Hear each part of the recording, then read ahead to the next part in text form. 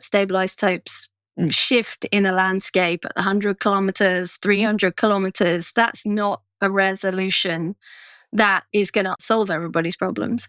So what we've been trying to do is look at ways of layering information. And there are layering information in order for it to become more than the sum of its parts. So we got a huge funding from the UK government to develop the reference set necessary to identify Russian conflict timber in trade.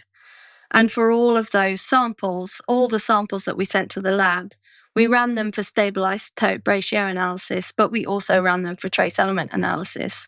And what was really interesting was that gave us a data set, a really unique data set, because what we could see was, okay, this is our average kilometer resolution for stable isotopes on their own. This is our average kilometer resolution for trace element analysis on its own.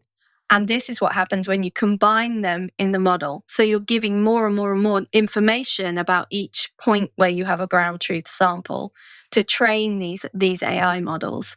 And what we showed was that rather than, historically it's been, has the salesman at the isotope lab been more or less effective than the salesman at the trace element lab?